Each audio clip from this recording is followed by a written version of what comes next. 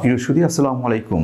আমি doctor Mohammad Abdul Mannan, senior প্রভাষক, Manikganj homeopathic medical college, senior consultant, homeopathic foundation hospital, Kazipara, Mirpur, Dhaka. আজকে একটি খুবই গুরুত্বপূর্ণ একটি বিষয় নিয়ে কথা বলতে যাচ্ছি। বিষয়টি হচ্ছে আইজিই। আইজিই আসলে কি জিনিসটা কি, এটা বেড়ে গেলে কি কি সমস্যা হয় বা কী কী কারণে এটা বেড়ে যায়, এবং আইজিইটা কমাতে বা আইজিটাকে নর্মাল করতে হোমিওপ্যাথিক ওষুধ কতটুকু সহায়তা করতে পারে, মূলত এই ব্যাপারটা নিয়েই খুবই সংক্ষিপ্তভাবে কিছু কথা বলতে যাচ্ছি। আইজিই, ইমিউনোগ্লোবিন ই, এটা হচ্ছে এক ধরনের অ্যান্টিবডি। এখন অ্যান্টিবডিটা আসলে কি, এটা একটু পরে বলছি।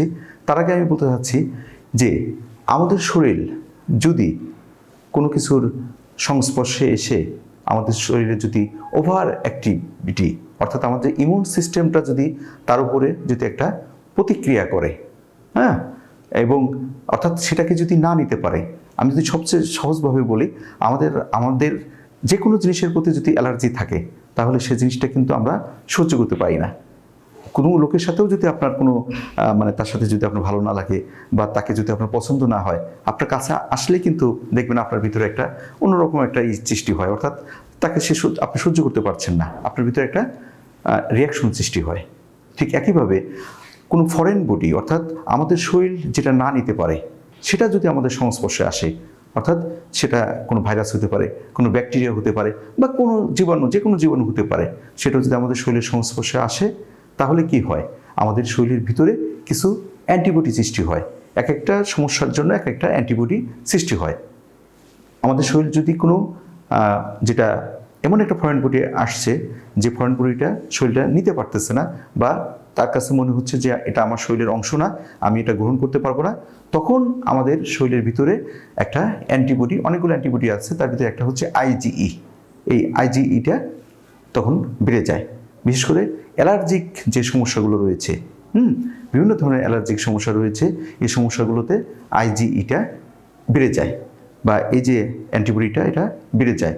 নর্মাল যে রেঞ্জ রয়েছে, সাধারণত দেখা যায় 120 IU পার ml, বা আরও একটু বেশি ধরা হয়, মানুষ 300 IU পার ml পর্যন্ত নর্মাল ধরা হয়। এরপরে যদি আরও বেশি হয়, সেক্ষেত্রে কিন্তু আমরা তখন চিন্তা করি যে আমাদের শরীরে হয়তো কোনো অ্যালার্জির সমস্যা রয়েছে।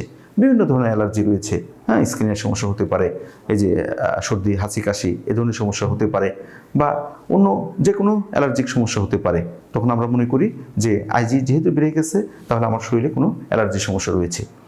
এই আইজিটা কেন বাড়ে বা কী কী কারণে বাড়ে, এই ব্যাপারটা খুবই সংক্ষিপ্তভাবে বলবো, এবং সর্বোপরি আমাদের হোমিওপ্যাথিক ওষুধ এক্ষেত্রে কতটুকু সহায়তা করতে পারে এই আইজিকে, বা আইজি যে ইমিউনোগ্লোবিন ই রয়েছে, এটাকে কমাতে কতটুকু সহায়তা করতে পারে, এই ব্যাপারটাই হলো আজকের আলোচনার মুখ্য বিষয়।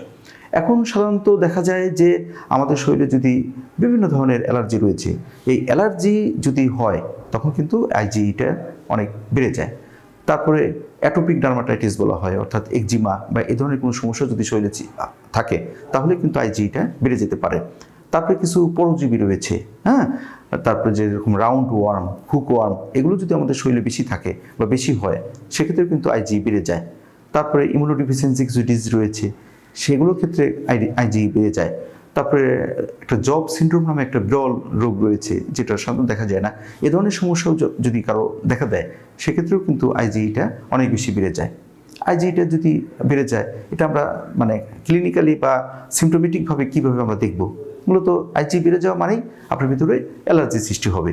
হয়তো কারো স্কিনের সমস্যা রয়েছে, স্কিন চুলকায়, দেখা যাবে কি আইজি বেড়ে গেলে প্রচণ্ড রকম চুলকাবে, কোনোভাবেই আপনি এটাকে প্রতিরোধ করতে পারবেন না। কারো যদি হাঁচি, কাশি, সর্দি হয়, এটা দেখবেন যে আইজিটা বেড়ে গেলে অনেক বেশি তার এই সমস্যাটা বেড়ে যাবে।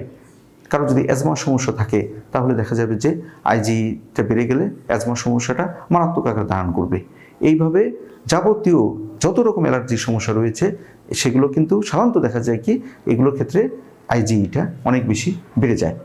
এই যে আইজিটা বেড়ে যায়, সেক্ষেত্রে স্বাভাবিকভাবে আমরা কিছু ট্রিটমেন্ট নেই, কিন্তু অনেক ক্ষেত্রে দেখা যায় যে এই ধরনের ট্রিটমেন্টে একটা সাময়িক হয়তো সে উপশম পায়, বা এই আইজিটিকে কমানোই সম্ভব হয় না। আমাদের কাছে এমন অনেক পেশেন্ট রয়েছে, দেখা যাচ্ছে অনেক অনেক বেশি আইজি এর পরিমাণ বা আইজি এর যে কাউন্ট, সেটা অনেক বেশি, সে এর জন্য তারা প্রচণ্ড রকম হাঁপানিতে শ্বাসকষ্টে ভুগছে, এই অ্যালার্জি সারা বছর তার হাঁচি কাশি সর্দি লেগে থাকে, অথবা স্কিনে র্যাশ থাকে, কোনোভাবেই সেটা কমাতে পারছে না।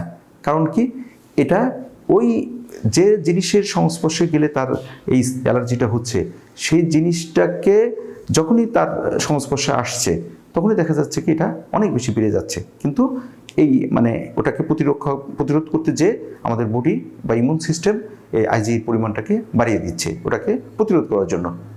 এর ফলে দেখা যাচ্ছে যে রোগী মারাত্মকভাবে এ ধরনের অ্যালার্জিক্যাল সমস্যায় তারা ভুগছে। এখন এই আইজিকে নর্মাল রেঞ্জে আনার জন্য বা এটাকে কমানোর জন্য আমাদের হোমিওপ্যাথিতে কিন্তু অনেক ভালো চিকিৎসা রয়েছে। আমাদের বেশ কিছু ওষুধ রয়েছে, যে ওষুধগুলোর মাধ্যমে আমরা কিন্তু আইজিটাকে অনেক সহজে আমরা কন্ট্রোলে নিয়ে আসতে পারি, এবং এটা কিন্তু স্থায়ীভাবে। এবং আপনারা তো, আমি সবসময় আমার প্রতিটা ভিডিওতে বলি যে হোমিওপ্যাথি কিন্তু টু দি পয়েন্টে কোনো রোগের চিকিৎসা করে না। আমরা মূলত চিকিৎসা করি একটা পেশেন্টের। Actually we treat the patient not the disease. আমরা পেশেন্টের চিকিৎসা করি।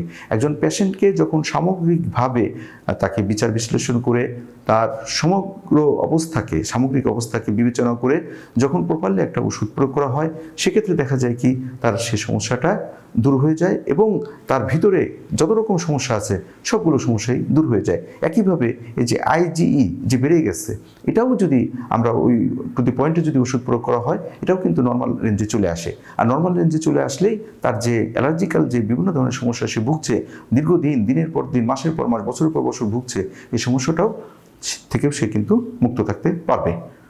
অতএব আইজি বা এ ধরনের সমস্যা যদি কারো বেশি থাকে, তাহলে অবশ্যই একজন কোয়ালিফাইড রেজিস্টার্ড ডক্টরের কাছ থেকে আপনারা, হোমিওপ্যাথি ডক্টরের কাছ থেকে আপনারা চিকিৎসা গ্রহণ করবেন।